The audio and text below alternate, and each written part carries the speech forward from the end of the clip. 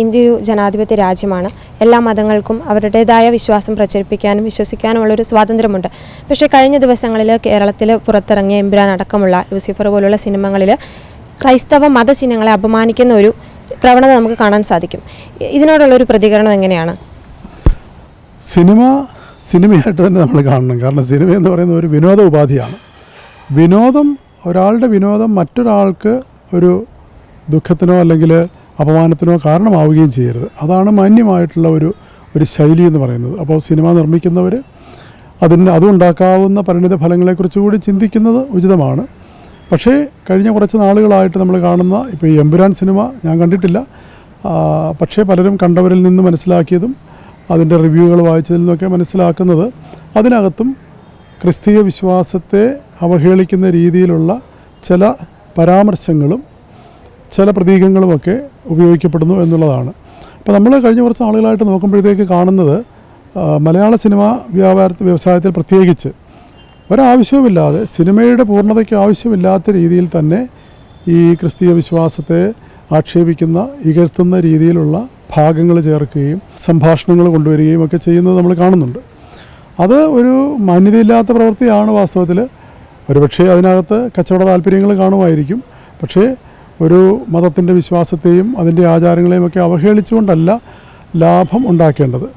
മറ്റൊന്നുള്ളത്, ഇപ്പോൾ ഈ അടുത്ത കാലത്തെല്ലാം നമ്മൾ കാണുന്ന നമ്മുടെ സമൂഹത്തിൽ സംഭവിച്ചുകൊണ്ടിരിക്കുന്ന കാര്യങ്ങൾ ഈ സിനിമയിൽ നിന്നും, സിനിമ മാത്രമാണെന്ന് പറയുന്നില്ല, പക്ഷേ സിനിമയിലൂടെയൊക്കെ ലഭിക്കുന്ന സ്വാധീനങ്ങൾ വളരെ വലുതാണ്. പ്രത്യേകിച്ച് ക്രൂരതയെയും കൊലപാതകത്തെയും രക്തച്ചൊരിച്ചിലിനെയും അങ്ങനെയൊക്കെ, അതുപോലെ തന്നെ മയക്കുമരുന്നുകളുടെ ഉപയോഗത്തെയും മറ്റുമൊക്കെ മഹത്വീകരിച്ച് കാണിക്കുന്ന രീതിയിലുള്ള ഒരുതരം ഡാർക്ക് സിനിമ എന്നൊക്കെ പറയുന്ന ആ ഒരു ശൈലിയിലേക്ക് മലയാള സിനിമ മാറിപ്പോകുന്നതായിട്ട് നമുക്ക് കാണാൻ സാധിക്കും. ഇപ്പോൾ എമ്പുരാനിലാണെങ്കിലും കാണിച്ചിരിക്കുന്ന പ്രതീകങ്ങൾ കുരിശ് തലകീഴായിട്ട് വെച്ചിരിക്കുന്നു, അല്ലെങ്കിൽ അത് കത്തിച്ച് കളയുന്നു, ഇങ്ങനെയൊക്കെയുള്ളത് അത് ഇവിടെ ക്രിസ്തുവിശ്വാസം നിലനിൽക്കുന്നത് പോലെ തന്നെ, ക്രിസ്ത്യാനികൾ കുരിശിനെ ആരാധിക്കുന്നത് പോലെ തന്നെ, ക്രിസ്തുവിനെ ആരാധിക്കുന്നത് പോലെ തന്നെ മറ്റൊരു വിഭാഗം ഇവിടെ സാത്താനെ ആരാധിക്കുന്നവരുണ്ട്. സാത്താൻ ആരാധന എന്ന് പറയുന്നത് ഒരു യാഥാർത്ഥ്യമാണ്. അപ്പോൾ അതിൻ്റെ പ്രതീകങ്ങളാണ് ഇതൊക്കെ. ഈ കുരിശ് തലകീഴായിട്ട് വയ്ക്കുന്നതും അതുപോലുള്ള ക്രിസ്തീയ പ്രതീകങ്ങളെയൊക്കെ മോശമായ രീതിയിൽ മ്ലേച്ഛമായിട്ട് ചിത്രീകരിക്കുന്നത് സാത്താൻ ആരാധനയുടെ ഒരു ഭാഗമാണ്. ഈ ഡാർക്ക് വർഷിപ്പ് എന്ന് പറയുന്നതിൻ്റെ ഒരു ഭാഗമാണത്. അപ്പോൾ ഈ പ്രവൃത്തികളൊക്കെ, ഇതൊക്കെ കാണിക്കുന്നവരും ഇതൊക്കെ ചെയ്യുന്നവരും അതിൻ്റെയും കൂടെ ഭാഗമാണോ എന്ന് നമുക്കറിഞ്ഞുകൂടാ. ഈ ഒരു സാഹചര്യത്തിൽ ക്രിസ്ത്യാനികൾക്ക് എന്ത് മുൻകരുതലാണ് ക്രിസ്ത്യാനികൾ എടുക്കേണ്ടത്? മുൻകരുതൽ നിശ്ചയമായിട്ട് നമ്മൾ ചെയ്യേണ്ടത് നമ്മളുടെ വിശ്വാസ പരിശീലന രംഗങ്ങൾ, നമ്മളിപ്പം ഞായറാഴ്ച മതബോധനം എന്ന് പറയുന്ന ആ ഒരു ചെറിയ സമയത്തിൽ ഒതുങ്ങി പോവുകയാണ് പലപ്പോഴും പല കാര്യങ്ങളും.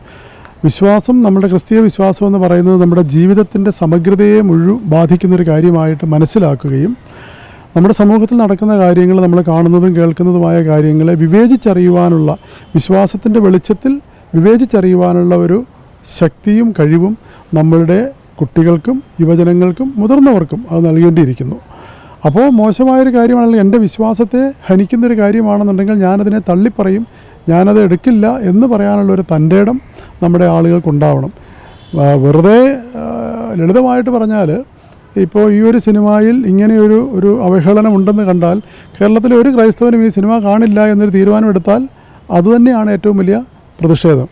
പക്ഷേ അതിന് സാധിക്കുമോ എന്നുള്ളതാണ്. അതിനുള്ള ഒരു പരിശീലനവും ഒരു പക്വതയും നമ്മുടെ ജനതകൾക്ക് രൂപപ്പെടുത്തി കൊടുത്തിട്ടുണ്ടോ എന്നുള്ളതാണ് നമ്മൾ ചിന്തിക്കേണ്ടത്.